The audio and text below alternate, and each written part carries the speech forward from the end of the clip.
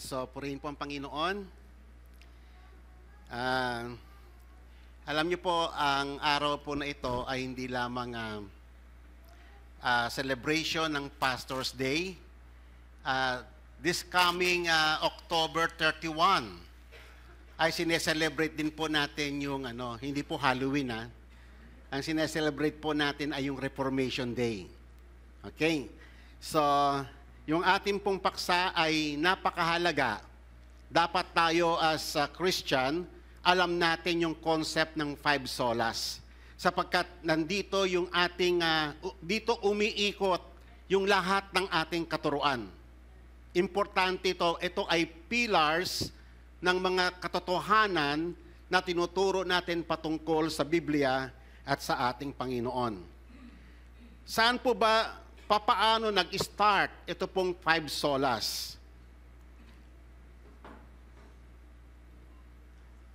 Okay, so, yung tao po na inyong nakikita ay si Martin Luther. 507 years ago ay pinost niya sa door ng Castle Church ng Wittenberg, 1517. At sa kanyang pag-post ng kanyang 95 thesis, protesting yung mga maling katuruan ng Roman Catholic. Si Martin Luther ay isang Augustinian monk. Kasi ang mga priest, may tatlo silang kategory sa Roman Catholic. Merong Jesuits, merong Augustinian, at meron yung Dominican. Si Martin Luther ay isang theologian na talagang para siyang lawyer.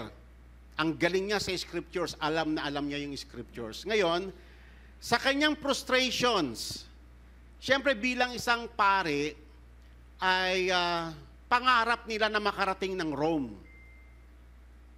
At sa kanila kasi ang Rome ay parang langit pag nakarating ka sa kanila. So yun ang mga ugong-ugong noon sa hanay na mga pari ng mga panahong iyon. So nagkaroon siya ng pagkakataon ng isang privilege na siya ay makapunta ng Rome. At pagpunta niya ng Rome, na-prostrate siya. Nakita niya doon yung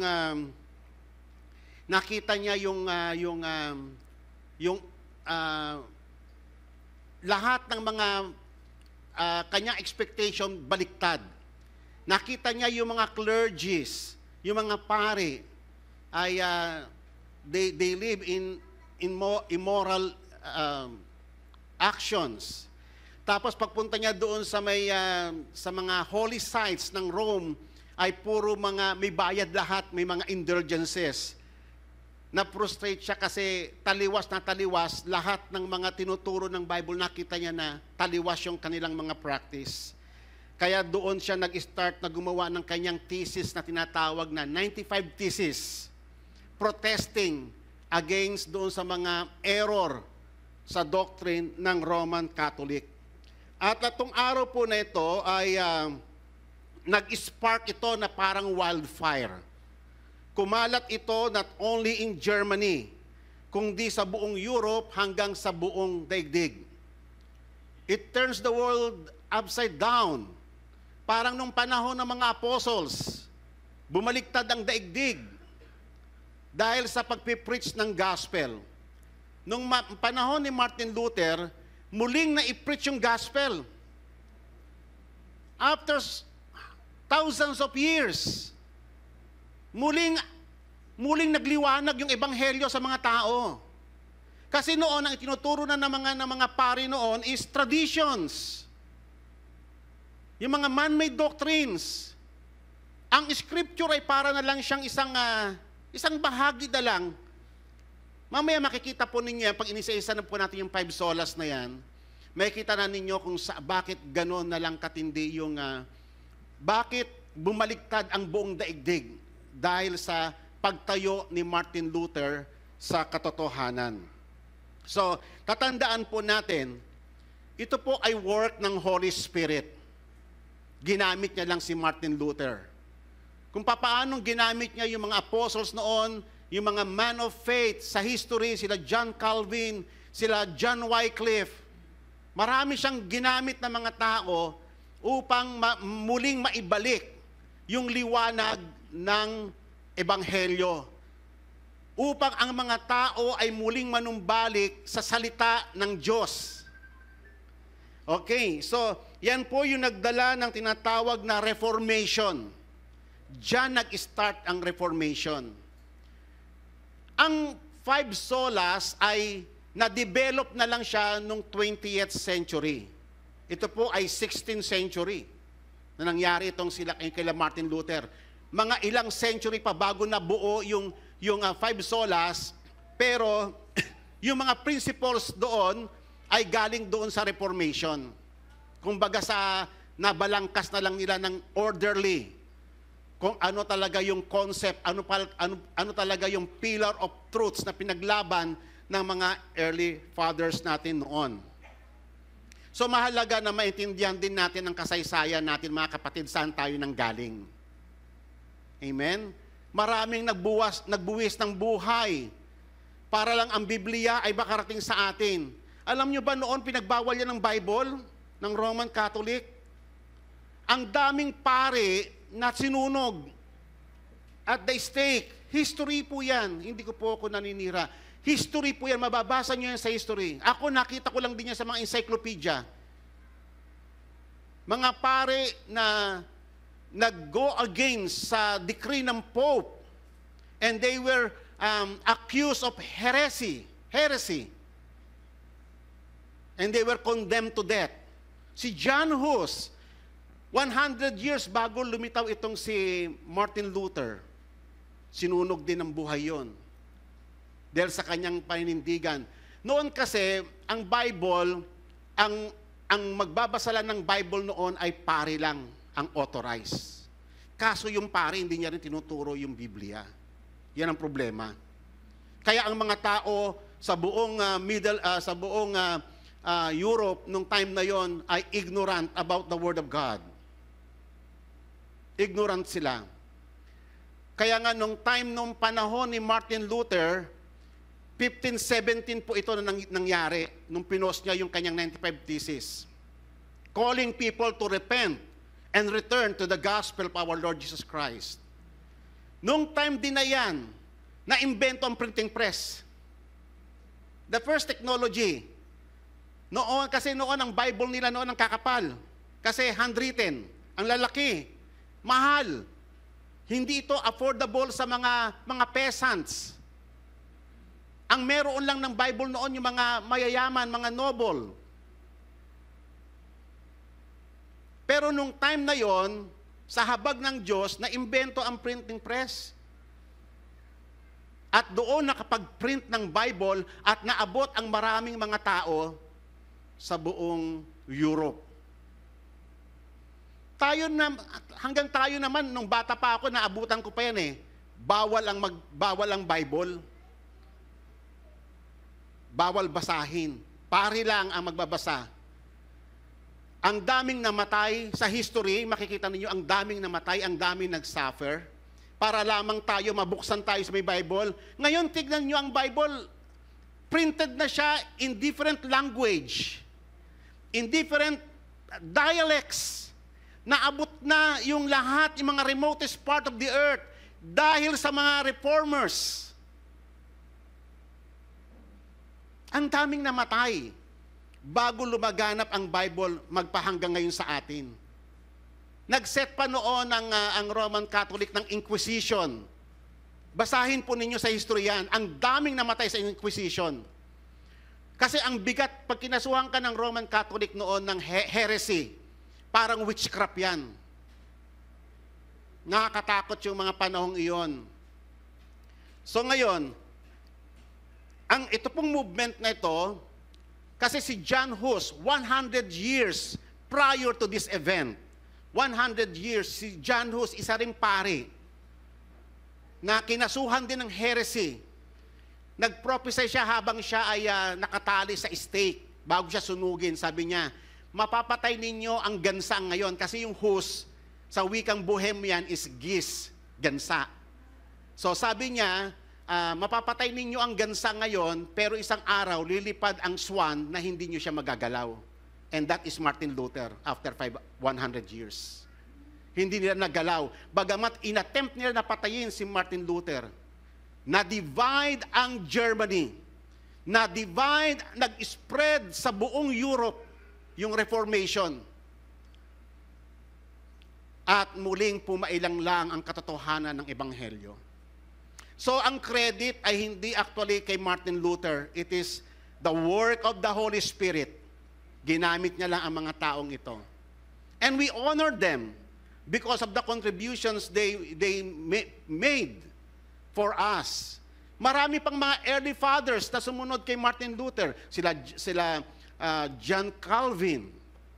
Marami pang mga great man. Mga tinatawag natin mga fathers of faith. So ngayon, ano po ba yung 5 solas?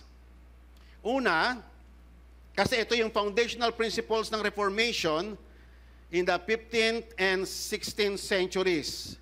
They highlight the key doctrines that define the Protestant faith. So pag sinabing Protestant, nag-start po yung Protestant nung time ni Martin Luther na nag-protest sila against Roman Catholic practices and doctrines. So the 5 solas were developed to emphasize salvation through faith in Christ and the authority of the Scriptures. The 5 solas, yung sola po, ang ibig sabihin po nun is alone or only. Okay? That emerged from the Reformation, captured the heart of the Reformation and at the heart of the gospel. Okay? So, sola gratia, salvation is by grace alone. Pangalawa, sola fide. Ang ibig sabihin, salvation through faith alone. Solus Christus.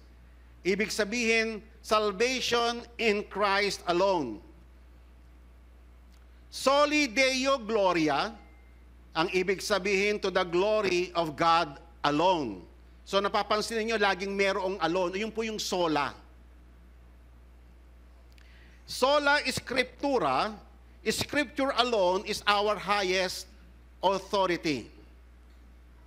So mahalaga po ito mga kapatid, sapagkat ito po ay pilar ng atin pong theological, yung mga katotohanan na tinuturo ng Scriptures. Ito po yung summary ng pinaglaban ng mga reformers nung unang panahon. Okay, so, tayo, idagdag lang ninyo yung alone, yun yung stand natin. Pero hindi po ganon ang stand nung time na yon ng Roman Catholic kung bakit nag-spark yung Reformation. Sapagkat ayon sa Roman Catholic, grace may dagdag lagi. Tayo, grace alone. Sa kanila, grace plus merit. Kailangan may gagawin ka para makamtan mo yung grace ng Diyos. Faith, dapat meron din siyang kasamang works. Sa atin, ang stand natin, faith alone. Kaya nga yung sola is very important word. Sa Roman Catholic, Christ plus other mediators. Kaya nga ang dami, si Saint Peregrine, pag hindi ka manganak, pag hindi ka manganak, kay Santa Clara, pag ikaw ay may pagkakautang sa si Saint ganito. Di ba? Ang daming mga padrino. So iyan yung mga errors na nilabanan ng mga Reformation ng time na yon. Sa Roman Catholic, they don't believe na Scripture lang ang ultimate authority. Kailangan idagdag mo dyan yung tradition. May plus pa yun mamaya. Tradition plus. Mamaya, pag-uusapan natin. So, sa atin, lahat ng bagay na ating ginagawa ay ibinibigay natin sa Diyos lang ang lahat ng papuri. Sa Roman Catholic, hindi po ganyan. kasama sa glory si Mary. Kasama sa glory yung mga saints na dineclare nilang mga saints. Canonized as saints. So nakita nyo yung malaking problema. So dyan nagkaroon ng talagang matinding battle nung panahon na yon. Nagkaroon ng matinding battle upang ma-reclaim yung truth. Upang yung mga tao ay maibaling sa mga mula sa mga maling practices, maling konsepto about faith at maibalik sa liwanag ng Ebanghelyo. Okay? So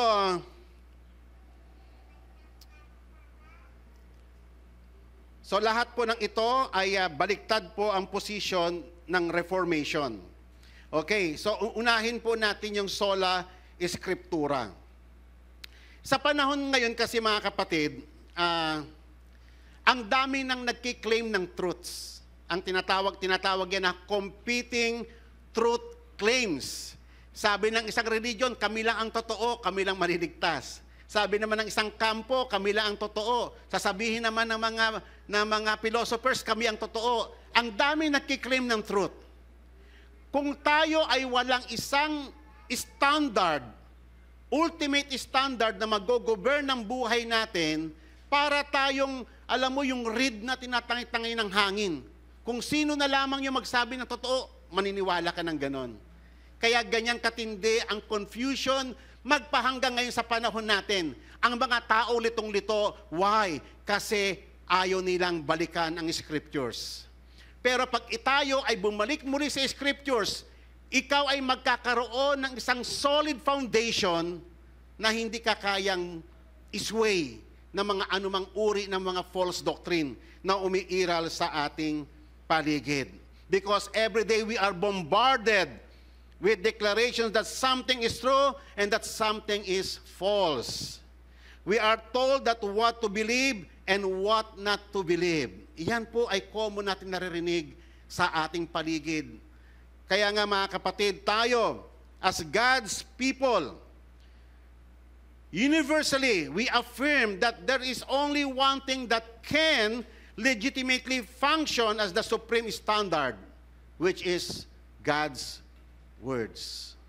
Yan lang po yung the only standard na tinatayuan natin, the ultimate, the highest authority na mag-govern sa lahat ng ating katuruan, sa ating pamumuhay, at sa lahat ng ating ginagawa.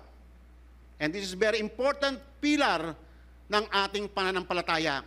The Bible is the ultimate authority. Amen.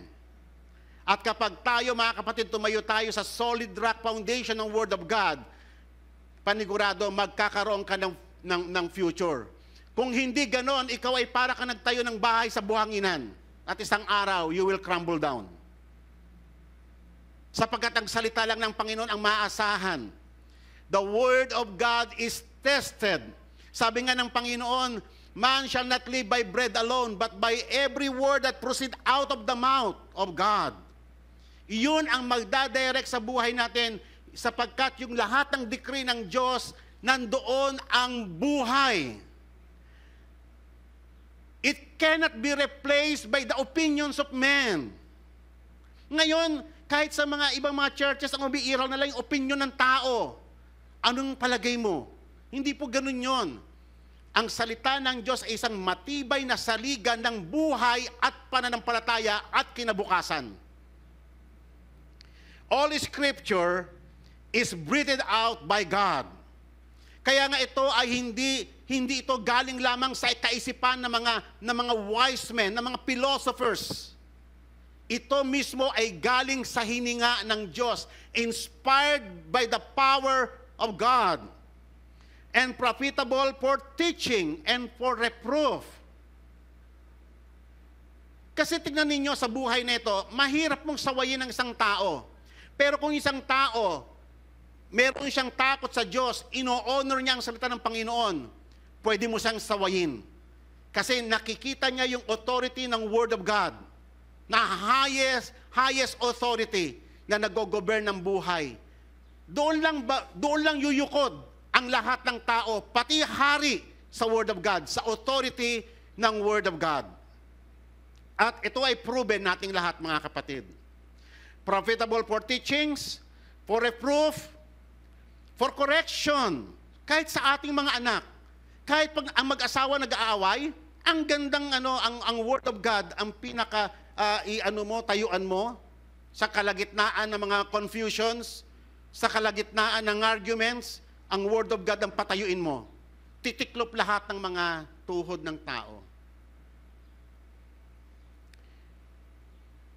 For training in righteousness. Diyan mo lamang makikita ano ba yung matuwid sa mata ng Diyos. Sa panahon ngayon, pag wala kang matibay na solid foundation kung ano yung what is right and what is wrong, ngayon, tignan mo ang ating lipunan ngayon. May sarili na silang version ng what is right and what is wrong. For example, sabi ng gobyerno sa atin, okay lang ang abortion. Okay lang naman yung same-sex marriage eh. Pero ang Bible is the ultimate authority. Ang Biblia, kinokondem niya, it is abominable in the sight of God na magtalik ang lalaki sa lalaki, ang babae sa babae. Abominable.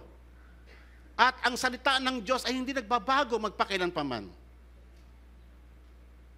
It is the pillar of truth. Okay?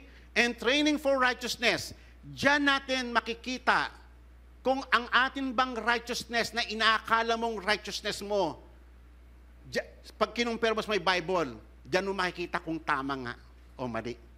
Kasi siya, alam nyo ba yung pinaka-plumb line, alam nyo yung hulog o yung bar level na mga ginagamit ng mga karpintero, di ba? Para mapantay ang poste, yung haligi, may mga level silang ginagamit. Isa na dyan yung plumb line, yung may bakal na matulis.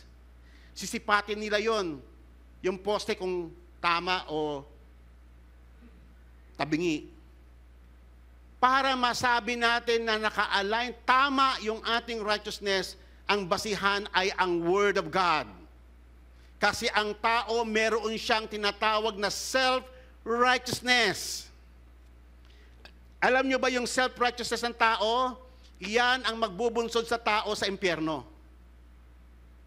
Kasi yung self-righteousness ng tao is in opposition to the righteousness of God.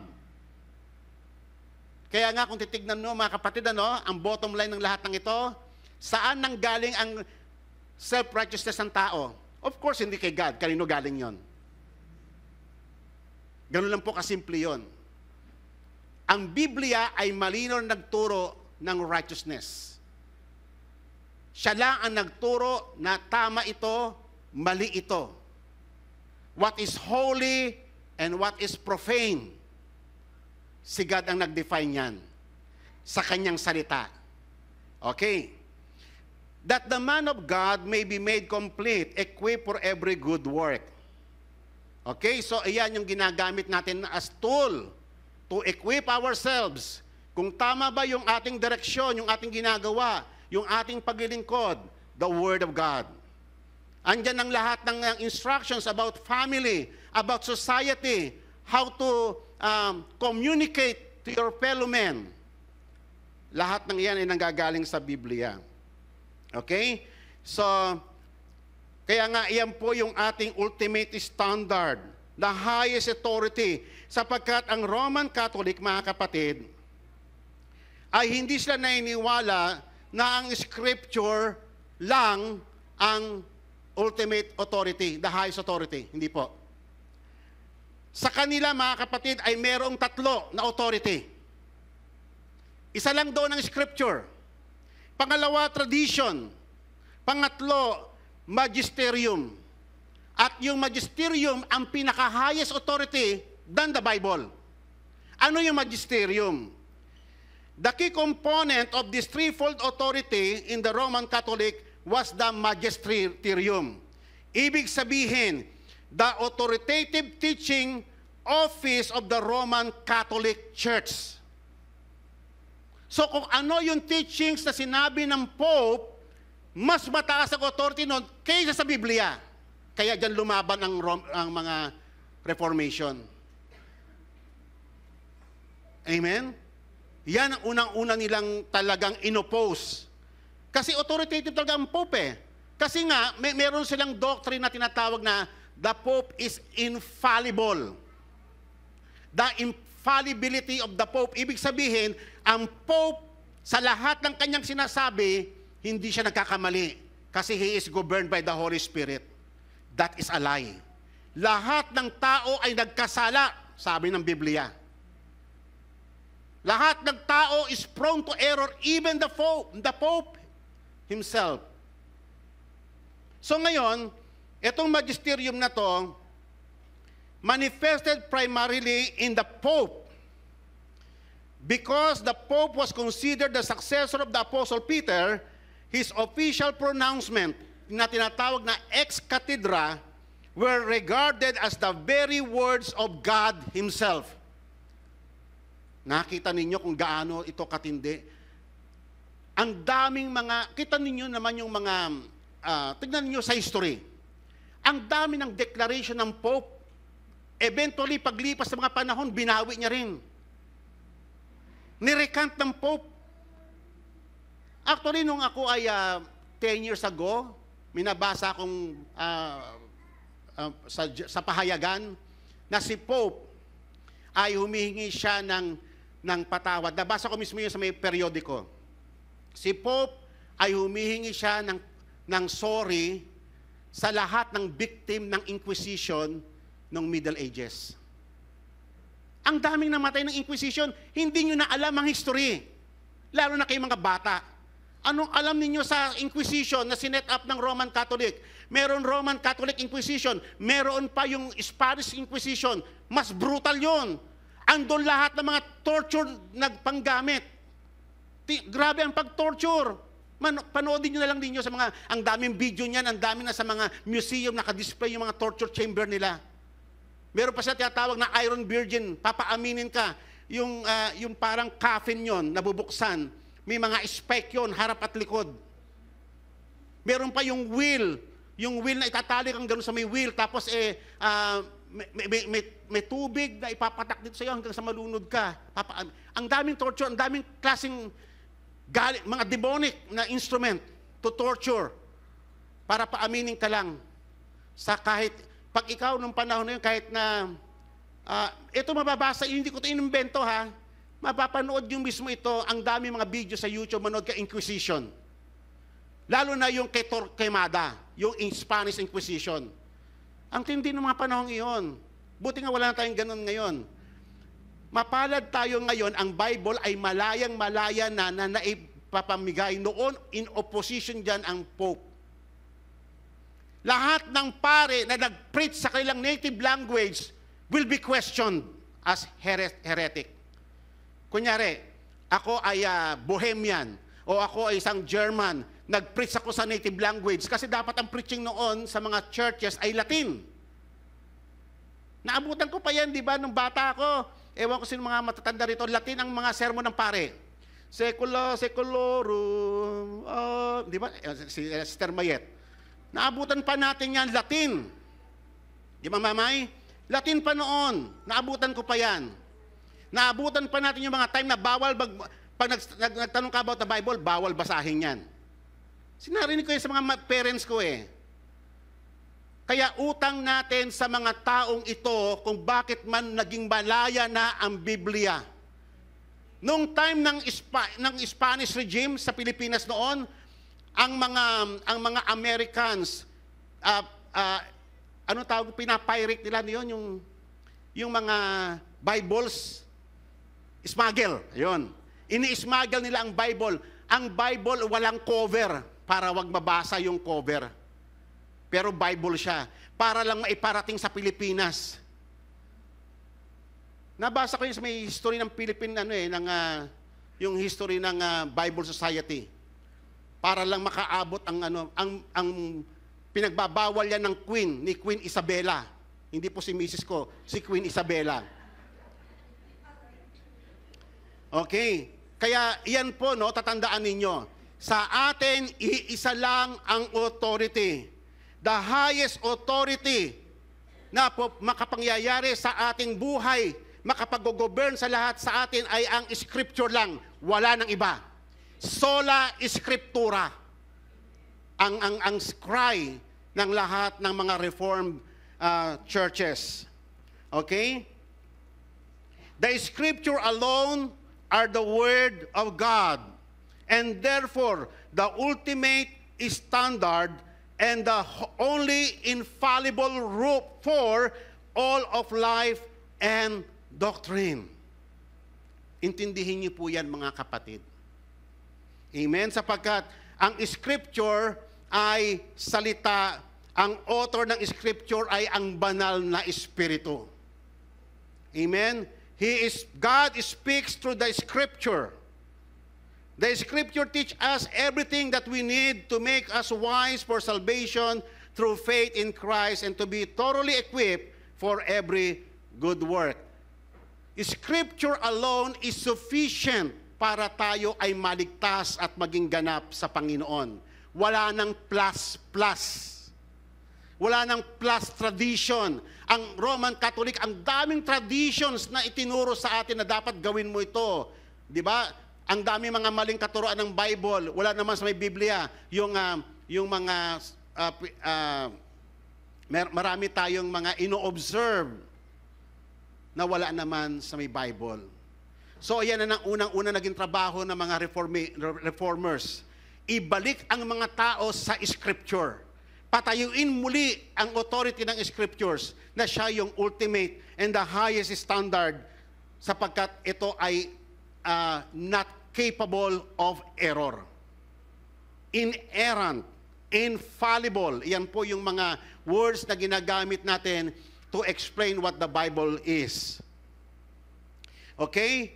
So, mag-ingat din po tayo sa misinterpretation ng sola scriptura. Bakit po? Kasi meron po mga tao na ganito. Me and my Bible only. Me and my Jesus only. And they ignore the church. So ano po itong me and my Bible only? Na sasabihin niya, it is an extreme view emphasizing the autonomy of individual believer in interpreting the Scripture. So may sarili siya ang gagawa ng sarili niyang interpretation ng Bible. Ang daming taong ganyan, ang dami kong namit na ganyan. May sarili siyang philosophy ng Bible, may sarili siyang interpretation ng Bible, may sarili siyang version ng faith, may sarili siyang version ng Sabbath, may sarili siyang version ng church. Nakakatakot yung ganyan. Yan mga babantayan natin. Okay? Subjectively, siya yung nag-interpret ng Bible subjectively, all by himself. And ignoring the authority of the church. Kung talagang tayo ay Bible believer, you have to consider the church. The community of believers. Kasi ganyan dinesign ng Diyos ang church. Walang lone ranger sa atin. Tayo ay ginawa ni God as church community. Walang solo. Alam nyo ba kasi pag ikaw ay solo flight ka lang, delikado yan eh. Nabasa ko yung kay Rosdoni. Yan ay isa sa mga ugly result ng fall of men. Yung isolation. Alam nyo ba, tayo tinawag ng Diyos as community. Sa langit, we are community. Amen? Ang kabaliktaran ng langit ay impyerno. Isolation. Ikaw na lang. For the rest of your, for eternity, you are isolated. Wala ng community. And that is hell. Hindi lang yung nagalagablab na apoy. You are, yung lahat ng opposite ng langit, iyon ang impyerno. Isa sa blessing ng langit ay yung community. Kaya nga meron tayong communion. We drink together, we eat together, we sing together, we pray together because we are community of believers. Yan ang tinuturo ng Biblia. Kaya mag-ingat kayo dyan. Ang pagkakaunawa natin sa Scriptures ay may contribution. Ang ginawa kasi ng Holy Spirit ganito, yung kanyang kapahayagan, yung kanyang pagtuturo para maliwanagan natin ang Scriptures ngayon, ay didistribute ng Holy Spirit sa mga early fathers mula pa noon magpahanggang ngayon. Sa tingin nyo ba kami, may papaliwanag namin ito ng ganito-ganito lang kung wala rin yung mga tao na ginamit ng Diyos nung unang panahon? Binabasa namin yung mga readings nila na doon kami din natututo sa kanila. So may contribution. Kaya nga, hindi yung ikaw lang. Sa'yo lang ni-reveal ni God ang lahat, hindi po ganyan. Ni-reveal ng Diyos ang kanyang katotohanan sa maraming tao sa mahabang panahon hanggang sa makaabot sa atin. Pag inignore mo ang lahat ng iyan, and that is a grievous, isang nakakatakot na danger, na parang ikaw lang ang may revelation ng ganyan. Wrong. Okay? Ignoring the authority of the church and the historical progress of interpretation from the rich traditions ng early churches, creeds. Kaya nga meron tayong creeds. Confession of faith. Yung kanina, di ba? Malaking tulong yon para sa atin, para ma-retain natin ano ba yung mga pillars ng ating sinasampalatayanan. Okay? So, sola scriptura, we must preach all the God's words, not picking and choosing. Hindi namimili ka lang. Parang cherry picking, itong gusto ko, ito lang kailangan ko sa may Bible. No, hindi ganun po yan. Okay?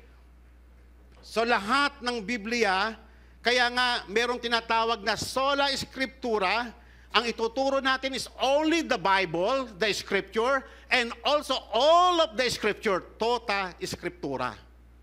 Dalawa po yan. Sola scriptura and tota scriptura. Only the Bible and all of the Bible. Amen. Not cherry picking. Pangalawa sa pillar ay sola gratia. Ano po yung sola gratia? Salvation is by grace alone. Kayo ba ay pamilyar sa kanta na Amazing Grace?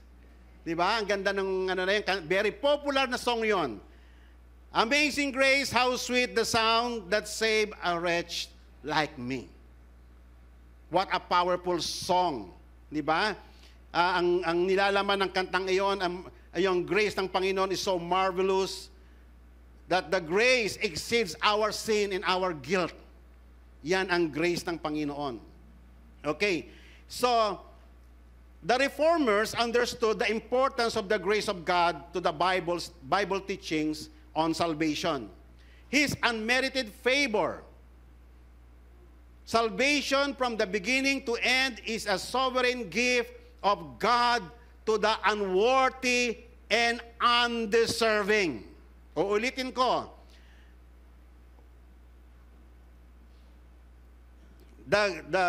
His unmerited favor, salvation from beginning to end, is a sovereign gift of God to the unworthy and undeserving. So, ibig sabihin tayo, mga kapatid, hindi tayo pinili ng Diyos dahil tayo ay mababait na mga tao. Di ba, nakita yung topic natin sila, Abraham, Isaac, and Jacob. Hindi naman sila yung mga Actually, kung malalaman mo pa nga yung mga kwento ng patriarka, lalo yung mga 12 sons of Jacob, grabe.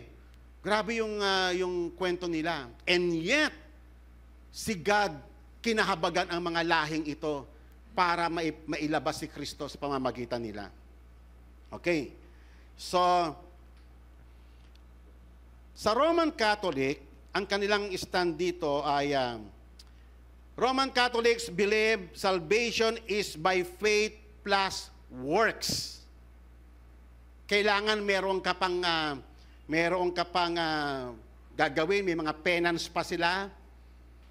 Meron ka mga iba pang gagawin, kailangan you have to pray Our Father, Our Father, ilang Hail Mary. Kailangan mo nang ma-comply, ma-meet mo yung mga piniprescribe nila sa kanilang mga penance. Okay. Grace plus merit. Okay, faith plus works, grace plus merit, and Christ plus own righteousness. Ayan, Christ plus our own righteousness. Kulang yung grace lang. Para ikaw ay maligtas, sabi ng Roman Catholic. May mga kailangan pa yan. Kailangan mo ng yung importante din yung good deeds. Kaya nga meron silang i-require sa iyo na dapat mong gawin. Okay? Kasi ito yung official na statement ng Roman Catholic. The official position of the Church of Rome on the issue of works and merit. Man's works are necessary as an addendum. Dagdag. Yung works ulitin ko. Man's works are necessary as an addendum to the works of Christ. Kulang yung ginawa ni Christ. Kailangan pa ng dagdagan ng tao. Amen? Nakita niyo yung malaking problema? So yan yung mga pinaglaban ng mga early fathers. Sufficient na yung grace para tayo ay maligtas. Pero ang sabi nila, man's work are necessary as an addendum to the work of Christ for maintaining a state of justification before God and for meriting eternal life. So, kung gusto mo magkaroon eternal life, kailangan mo ng good works. So, ito yung mga good works na ipiprescribe namin. Ganito ang magawin mo. Okay? Tatandaan natin, we can't earn our salvation. Tandaan niyo po yan. Ang salvation ay free gift. It is grace ng Diyos. Ang lahat ng ating ine-enjoy ngayon ay grace of God. Yung pagkakatawag sa atin, yung pagkaunawa natin, yung heart natin na maging tender, it is grace of God. Yung ikaw ay maunawaan mo ang salita ng Diyos, it is grace of God. Yung makarespond ka sa kalooban ng Diyos, it is grace of God. Lahat ng ito ay biyaya ng Diyos, regalo ng Diyos sa atin. Okay? We cannot earn our salvation. Salvation is grace and undeserved gift. Kaya nga lagi po nating nilalagay yan, yung word na yan, undeserving, unworthy. Importanteng word, mga words yan sa ating mga pagtuturo. Freely given by God nang walang hinihingi ang Diyos na kapalit. Even yung repentance ay gift ng Diyos. Kaya nga sabi sa may Bible, it's gift of repentance. It's something that God has bestowed on us. Even yung faith natin ay gift ng Diyos. Grace is God's generous disposition by which He lavishes on us with good things that we do not deserve. Undeserving. Amen po ba? The grace of God is vested in us through Christ, through the power of the Holy Spirit. Amen. Tatandaan po natin yan. Kaya nga lahat ng mga statement ni Apostle Paul sa kanyang mga writings, grace and peace from our God and the Father and from the Lord Jesus Christ. Para ma-remind tayo na ang lahat ng ating kaugnayan sa Panginoon ay biyaya lamang ng Panginoon at wala ng plus-plus. Ang Roman Catholic ay mga mathematician. Mahilig sila sa plus. Okay? So ano pang ginagawa ng grace sa atin? It empowers us. Ang grace ng Panginoon, hindi niya ini-ignore yung ating kasalanan. Hindi niya kinokondone ang ating kasalanan. Sabi nga sa may Romans chapter 6, what shall we say then? Are we to continue to sin that grace may increase? May it never be. Sa halip, it empowers us to turn away from our sinful ways. Gaya sinasabi sa may Titus 2, 11 to 14. For the grace of God has appeared, bringing salvation to all people, training us to renounce ungodliness. So nakita nyo, no, ang grace of God ay buhay na nagtatrabaho sa ating puso. Kinoconvict niya yung ating mga kaluluwa. Kino-convict niya yung ating conscience. Fear God. Yan ang grace ng Panginoon. It teaches us to say no to ungodliness and to worldly passions. At ang grace din na ito ang nag-uudyok sa atin to live self-controlled. Magpigil, di ba? It is the grace of God. To live upright and godly lives in the present age. So active yan. Yung grace of God na yan ay hindi lang po yan one-time experience. It is an active work of God in us. Habang tayo ay naghihintay sa tinatawag na blessed hope, the appearing of the glory of our great God and Savior Jesus Christ, who gave Himself for us to redeem us from all lawlessness and to purify for Himself a people for His own possession who are zealous for good works. Okay. So pangatlo, sola fide. Salvation through faith alone. Ito ay napakahalaga, mga kapatid, na maintindihan natin na tayo, ang faith, mga kapatid, ay gift of God. We receive yung faith na ito. Ang faith natin, yung faith natin na si God, si Christ, ang object, ay galing sa Panginoon. Kasi dati, may faith naman talaga lahat ng tao eh. Pero ang faith natin, saan nakadirect yung faith natin noon?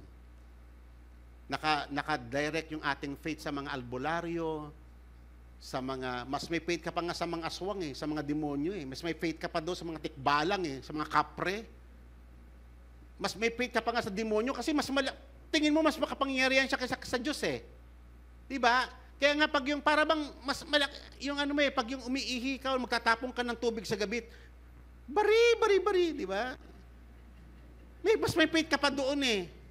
Minsan nga, napapaniwala ka sa alien, di ba? Mas may faith ka sa alien kaysa sa may Bible eh. Ang Bible nga, hindi sinasabi na may ganun eh. Pero naniniwala ka. So, yan ang faith natin dati noon, distorted. Pero, nung dumating ang time ng grace of God sa buhay natin, binigyan tayo ng tinatawag na supernatural faith. Ito ay gift ng Panginoon na paniwalaan mo ang Diyos na hindi mo nakikita. Paniwalaan mo yung mga biblical accounts na wala ka naman doon. Nandun ka ba nung ginawa ng Diyos ang langit at lupa? Nandun ka ba nung time ng crucifixion ni Christ? And yet, bakit ka naniniwala? Diba? Bakit ka sumusunod sa Kanya? Bakit mo pinapaniwalaan lahat ng mga salita niya kahit napahimahirap? Sino nagbigay sa iyo ng kakayanan na yan? Na nakikita mo sa iyong puso yung katotohanan, yung reality of God. It is through the eyes of faith na binigay ng Diyos sa atin. Yan ay grace of God. Nakikita natin. Nagkakaroon tayo ng joy to serve God because of that faith. It is a divine ability to see the kingdom of God. Nagle-labor tayo. We give our money, our tithes. Diba? In faith sa mga salita ng Panginoon. Nagagawa natin ang lahat ng bagay, even mahihirap na bagay, because of faith. We serve God. We sacrifice things because of the faith that God has given us.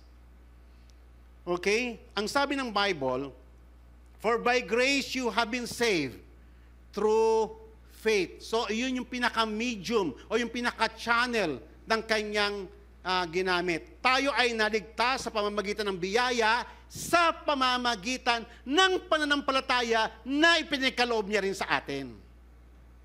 Amen po ba? And this is not of your doing.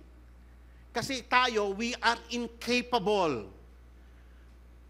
Hindi natin kaya by our own na maunawaan ang kaharian ng Diyos by ourselves. It is grace of God. Nag-operate si God sa atin through faith na ibinigay niya rin sa atin. We understand things through faith. We see things through faith. And that is not a result of our works or our own effort, so that no one may boast. Kaya nga wala tayong pagmamalaki. Amen? Wala tayong ipagmamalaki. Kaya tayo, sa Reformation, tayo tumatayo sa Reformed theology, we stand sola fide, sola gratia, sola scriptura. Yan yung mga tinatayuan natin. Sapagkat ang Roman Catholic, sa Council of Trent, that was in January 13, 1547, dinefine nila kung ano ang justification. So sa atin malinaw ang justification. Ang justification, we have been justified through faith in Christ alone. Pero ang Roman Catholic hindi ganon. Kung paano kanila ang authority kanina, scripture plus tradition plus yung sinabi ng Pope. Ayan, no? Sa kanila yun ang authority. Pero sa atin, scripture alone. Ganon din sa justification. Council of Trent, dinefine nila in response sa Reformation. Number 1, that sinners are justified by their baptism. Pag nabaptize ka, justified ka na. Sa atin, di natin tinuturo yan. Baptism ay maganda, pagsunod sa Panginoon. Pero walang pangakong salvation dyan. Okay? Pero merong promise na ikaw ay candidate ka na para sa kingdom ng Panginoon. Si God din na magbibigay sa iyo ng lakas para ikaw ay makapasok, mag-regenerate sa iyo ng anak. It is a promise. It is a symbol of reality, but not the reality itself. Okay? Pangalawa, that justification is by faith in Christ and persons' good works. That is Council of Trent. Document yan ng Roman Catholic. So, justification by faith, naniniwala naman sila. Pero merong plus persons' good works. Number 3, that sinners are not justified solely by imputed righteousness of Christ. Tayo yung pinapaniwalaan natin eh. Ang ating righteousness is by imputation. Sa kanila, kulang yung kay Christ. Kailangan pa ng that a person can lose his justified status. Kunyari, pinanganak siya, binabtay siya sa Roman Catholic, saved na siya. Pag lumaki siya, pag naging salbahe siya, pag naging demonyo, mawawala niya yung justification niya. So, kinakailangan ng penance para siya ay ma-re-justify. So, nakita niyo yung kanyang ang tao fluctuating ka. So, magkakaroon ka ng penance, magpapalatigo ka sa sarili mo para 50 times ang latigo para mapatawad ka. Tapos sa 100 na Hail Mary, di ba? Ganun yun. May penance sila eh. Tinuturo nila ang penance. Para ma-re-justified ka. Kaso ang taong sinful talaga, gumanon siya, bumagsak siya, gumanon, bumagsak uli siya, gumanon. So paulit-ulit lang yung mo. Sa atin, ang justification is once and for all. Minsan lang yan. Okay. Kaya nga, ito yung kailang babala. So, all these points merge in the following statement.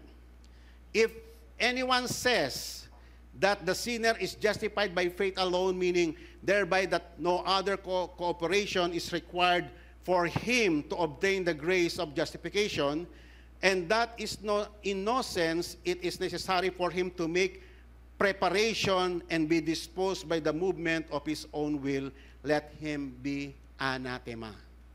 So ayan kailang babala sa mga lumalaban sa kailang mga katuruan. Okay? Let them be anathema. So sa atin, malinaw ang ating stand sa salvation through faith. Okay? And it was defined in the Westminster Confession of Faith. In Shorter Catechism, question number 33. What is justification? Justification is an act of God's free grace, wherein He pardons all our sins and accepts us as righteous in His sight, only for the righteousness of Christ imputed to us and received by faith alone. So, dinefine ng Westminster Confession kung ano yung ating stand about salvation through faith. Okay? Maganda itong nabasa ko sa article ng mga Reform Circle. When a judge declare a person innocent, it simply means he is not guilty of breaking the law. But if a judge declares a person righteous, it means that not only he is innocent of breaking the law, but that he is also fulfilled the requirements of the law. Wow. Ang ganda, no? Ito po yung mga naisulat ng ating mga early fathers. Okay. So, by justification, a sinner is accepted as righteous. Kahit na tayo makasalanan, tayo ay tinanggap ng Panginoon as righteous on the basis of Christ's work. Sufficient na yung ginawa ni Christ upang tayo ay mapawalang sala, ma-justified. Wala nang plus. Good works, excluded. Ang good works is necessary. But, as a basis of our salvation, no. So, good works is not the cause of our salvation. It is the effects. Amen? Siya ay resulta na lamang yung good works dahil ikaw ay niligtas ka ng Panginoon, ang magiging production ng trabaho ng Holy Spirit sa iyo is good works. Pero hindi nauuna yung good works para ikaw ay maligtas. But good works is a necessary factor. Necessary component ng isang totoong Kristiyano. May good works siya. Pero hindi yun ang pinanaligan mo sa iyong kaligtasan. Sapagkat ang mundo, ganyan ang kanyang kaisipan. Gumagawa siya ng good works sa pag-aakala niya ang ligtas siya. Wrong. Wala yung contribution when it comes to salvation. Because we have been saved through faith alone, and the works of Christ is sufficient to save us. Amen? Solus Christus. Salvation in Christ alone. Okay? Sabi nga sa may Acts chapter 4, verse 12, there is no salvation in no one else. There is no other name. No? Wala nang iba pang pangalan na ibinigay sa ilalim ng langit given among men by which we must be saved. Only the name of Jesus. That every knee bow down, every tongue confess that Jesus Christ is Lord to the glory of the Father. Okay. Sabi ni Martin Luther, Jesus Christ is the center and circumference of the Bible, meaning that who He is and what He did in His death and resurrection is the fundamental content of Scriptures. So iyon po, ang Biblia, lahat ng iyon ay umiikot tungkol sa person and works of Jesus Christ. Kaya mahalaga sa atin as Christians, yung makilala natin ang ating Panginoong Yesus. Sinabi naman ng isang reformer, si Ulrich Zwingli, Christ is the head of all believers who are His body, and without Him, the body is dead. Amen? So, hindi po pwedeng wala si Christ. Otherwise, walang church. Kaya merong church because of Christ. Okay. So, without Christ, we can do nothing. In Him, we can do all things. Christ alone brings salvation. Sabi nga ni Paul sa Romans chapter 1 to 2, na yung union natin kay Christ ay part doon is the only way of salvation. Okay, so dito po sa Colossians chapter 2 verses 2 to 3, this very beautiful verse. That in their hearts may be encouraged, having been knit together in love, and attaining to to all the wealth that comes from the full assurance of understanding, resulting to a true knowledge of God's mystery, that is Christ Himself, in whom are hidden all the treasures of wisdom and knowledge. Ang lalim, ano? Ang lalim ng mga pananalita ng salita ng Panginoon. Kay Jesus nakatago ang lahat ng treasures of wisdom and knowledge. At ito ay pinapagkaloob niya sa lahat ng mga nagsisik sa Kanya. Sabi nga ng Bible, "Seek me and you will find me." Another passage from the Colossians chapter 1, "The mystery which had been hidden from the past ages and generations, but now has been manifested to His saints, to whom God willed to make known what is the riches of the glory of this mystery among the Gentiles, which is Christ in you, the hope of glory." Ang ginawa ng Roman Catholic, dinivert niya ang mga tao kay Mary. Sabi nila, ganito ang ginawa nila na philosophy. Siyempre, siya yung nanay, siya yung mas authority. Nakita nyo? Meron ako nakita noon na picture, isang painting nung time ng medieval ages. Nakita ko na merong sinner na nagpiplead kay Christ. Si Christ na i-portray na parang masungit, nakaganon siya, naka siya, yung parang nakasimangot na ini-ignore niya yung sinner. Tapos si Mary, yung buong gracious, tapos pinapakita niya yung breast niya na siya yung nagpadodo kay Christ. Kaya sa akin ka lumapit. Kita mo yung ginagawa nilang yung diversion. Si Mary, yes, ginamit siya ng Panginoon upang mailuwal si Christ. Amen? Instrument siya ng Panginoon. Sinner din siya na tulad din natin. Alam mo ang ginawa ng Roman Catholic? Para ma-justify na si Mary is Mother of God, of course yung nanay niya, si Anna, God din. Yung lola niya, God din. Nabasa ko yun sa Legion of Mary eh. Nakita niyo kung gaano yung foolishness na yon? Wala yun sa may Bible. Lahat ng iyan is extra-biblical. Ganon karami yung error na tinuro ng Roman Catholic. Basahin niyo kung kayo ay meron yung Legion of Mary. Binasa ko kasi yan eh. Nabasa ko mismo yon. Sayang nga nawala na yung libro na yun eh. Naghahanap uli ako ng ganong libro. Kasi nandoon yung buong doctrine ng Roman Catholic about yung Legion of Mary. Si Mary talaga, tinawag pa siya ng Holy Spirit. "Welcome my spouse." Ha? Ganon katindi yung blasphemy, yung distortion ng gospel. Ibinaling nila kay Mary. Si Mary ang sentro. So nakita niyo siguro yung portrayal sa mga scripture, yung pagbaba ng Holy Spirit ng Pentecost, si Mary ang nasa gitna. Ayon sa kailang doctrine na si Mary ang reason kung bakit bumaba ang Holy Spirit. Pero hindi, basahin mo yung scripture, hindi ganon. Hindi si Mary ang sentro. Pinipilit nila na isentro kay Mary ang kwento. Pero no, hindi po ganon ang sinasabi ng scriptures. Lahat ng ito is distortion, diversion. Kaya nga, ito pong tinayuan ng mga reformers ay ibinalik ulit tayo kay Kristo. Ibinalik ulit tayo sa scriptures, the final authority. Kasi grabe ang distortion na ginawa ng Roman Catholic.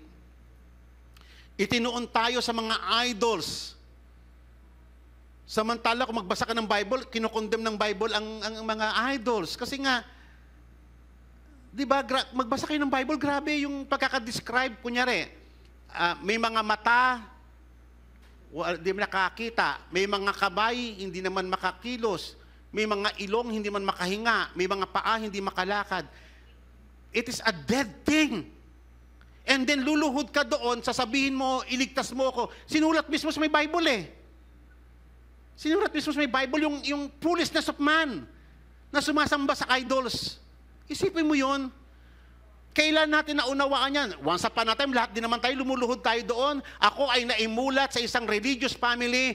Every 6 p.m. na sa altar kami, nagpipray kami ng rosary. Kaya memorize ko ang rosary eh. Very religious kami kasi araw-araw kami nag-rosary. Pero only to find out, nung nabasa ko na yung Bible, naku, wala pala ito mga ito. Wala sa may Bible. Kaya ayaw ng Roman Catholic na magbabasa tayo ng Bible noon kasi discover mo yung truth. Yun yung ayaw nila noon. Pero si Christ pala, kailangan makilala mo si Christ. Ino-honor natin si Mary as God's instrument. Hanggang doon lang. Pero yung gawin mong God si Mary, that's wrong.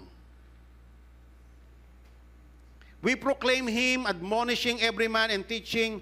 Kahit sa mga bata dito, pag nagtuturo kami sa mga children, kasi lahat ng bata, pagdating kay Mary, ang tawag nila Mama Mary. Nire-refrain namin sila na hindi yon ang name. Wag nyo tanggal, hindi nyo sila mama. Di ba? Hindi nyo sila mama. Binubura namin yun sa isipan ng mga bata kasi mali eh. Di ba? Mali yun. At wag nyo rin tatawagin si Christ na bro. Isa pa yan, Papa Jesus. Hindi nyo Papa si Jesus. Kasi yon, yung mga term na yon, papatungkol yun sa mga idols nila. Si Jesus ay hindi, He is King of Kings and Lord of Lords.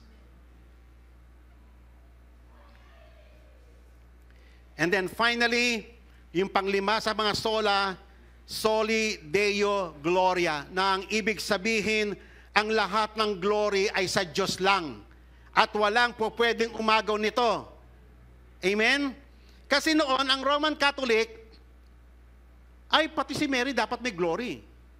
Yung mga saints na kasama sa glory yan. Ang dami, dinibert talaga nila mga tao noon. Kaya pinaglaban ng Reformation, no, to God alone be all the glory and power and might and dominion, to Him alone. Yan ang pinaglaban. Okay? To the only God, our Savior, through Jesus Christ our Lord, be glory, majesty, dominion, and authority before all time, and now and forever. Amen. Kay God lang ang lahat ng glory. Amen. Sabi nga ng Isaiah 42 verse 8, I am the Lord and that is my name. I will not give my glory to another. Walang po pwedeng mag-take ng glory ng Diyos. You cannot give the glory sa idols, katulad ng ginawa ng EDSA Revolution. After ng EDSA Revolution, nagpatayo sila ng isang malaking rebulto ni Mary doon. Binigay nila ang glory sa Diyos-Diyosan. Sa halip na kay God. Sabi ng Bible, si God ang may kapangyarihan na magluklok ng hari at siya lang din ang may kapangyarihan na mag-alis ng hari sa luklukan. Amen? Si God ang may kapangyarihan sa tigbaan at siya rin ang may kapangyarihan na magwasak na mga gamit ng mga digma ng mga bansa. It was written in the Bible. Siya lang, sabi ni God, ako lang at wala nang iba. There's no one beside me. Sabi ng Panginoon. So lahat ng glory, sa lahat ng ating ginagawa, ay ibinibigay natin sa Diyos na pinagmumulan ng lahat ng bagay. That's why in the first commandment, you shall have no other gods before me. Kasi siya lang ang source ng lahat ng bagay. Siya lang ang buhay natin, ang hininga natin. Kung bakit man tayo nakakilos, it is because of Him. Kung bakit man tayo may lakas, may talino, bakit man tayo ay may mahimbing na tulog, bakit man tayo malusog, bakit man tayo may kapayapaan, bakit man tayo may kinabukasan, bakit tayo may trabaho, bakit tayo lahat-lahat ng sa buhay natin, sa Kanya nagmumula. So bakit mo ibibigay ngayon ang kaluwalhatian sa iba? Siya yung source of everything. Kaya yan ang tinayuan ng mga reformers. Amen? Soli Deo Gloria. Kay God lang ang lahat ng kaluwalhatian. Hindi po pwedeng mag-share dyan yung mga idols. Hindi po pwedeng mag-share dyan si Mary. Hindi tayo po pwedeng mag-share ng glory. Kay God lang yung glory na yon. Amen? Kaya ang tao, wala siya yung pagmamayabang. Kaya nga dito tayo magwawakas. Thus says the Lord, let not a wise man boast of his wisdom, and let not a mighty man boast of his might. Let not a rich man boast of his riches, but let him who boast of this, that he understands and knows me. Yan ang isang pinakamahalagang bagay na dapat nating maunawaan. Yung makilala mo ang Diyos na pinagmumulan ng lahat ng bagay. The sovereign God who rules over everything. That I am the Lord who exercises loving kindness, justice, and righteousness on earth. Siya ang nagpapairal ng lahat ng bagay na yan. Mag-rest tayo sa kanyang kapangyarihan. Mag-rest tayo sa kanyang power. Alam niya kung kailan niya igagawad ang hustisya. Alam niya ang nangyayari sa lahat ng tao. Walang bagay na lingid sa kanya. Kahit na yung ating dinaranas sa ngayon. Kung tayo man we feel may ginawang ka ng injustice, alam ng Diyos lang lahat ng bagay na yan. Amen? Sapagkat ang Diyos natin, ang Diyos na nakakita sa lahat ng bagay, He is a sovereign God, a sovereign ruler over everything. For I delight in these things, declares the Lord. Amen? So I pray may natutunan tayo sa araw na to about the 5 solas, kahit na maikli lang. Amen? So purihin ng Panginoon, tayong lahat ay tumayo. Hallelujah. Purihin ka, Panginoong Diyos. Salamat po sa iyong habag at biyaya sa amin. Lord, nagpapasalamat din po kami sa iyong trabaho, sa buhay ng mga early fathers, O Lord God, na nagpagal, nagbuwis ng buhay, tayuan ng iyong mga salita at upang ang tao ay may panawagan pabalik sa iyong katotohanan. Lord, salamat po sa araw na to, sa Reformation Month, O Lord, na kung saan muli namin sineselebrate, O Lord, kasama, O Lord, ang pag-honor sa mga lingkod na ginamit mo, sapagkat ikaw, O Diyos, ang pinagmula ng lahat ng bagay. Ikaw ang dapat maluwalhati, sapagkat dahil sa iyong masaganang habag sa amin, kaming lahat ay nakapanumbalik sa iyo. Kaming lahat ay naligtas at nagkaroon muli ng tamang pagkaunawa tungkol sa iyong mga ginawa at sa iyong mga salita. Lord, pagpalain po kami at salamat po sa lahat ng katotohanan na ibinigay mo sa iglesyang ito. Malayang malaya ang iyong katotohanan ay naipapahayag sa pulpitong ito. Lord, ang lahat ay para sa iyong kaluwalhatian. Kami ay mga lingkod lamang na ginamit mo. Ikaw ang nagbigay din ng lahat ng kakayanan sa amin upang kami ay makapagturo. Kaya nga ang lahat ng kaluwalhatian ay nararapat lamang sa iyo lamang at wala ng iba. Lord, iyon na ang aming kagalakan, ang paglingkuran ka at paglingkuran ang iyong bayan. Ang maituro ng maliwanag na maliwanag ang katotohanan ng iyong mga salita sa pulpitong ito. Lord, sa tuwing ipapahayag ang iyong katotohanan sa pulpitong ito, ang dalangin namin, maluwalhati nawa ang banal mong pangalan, ngayon at kailan paman. In Jesus' name, amen. God bless you all po.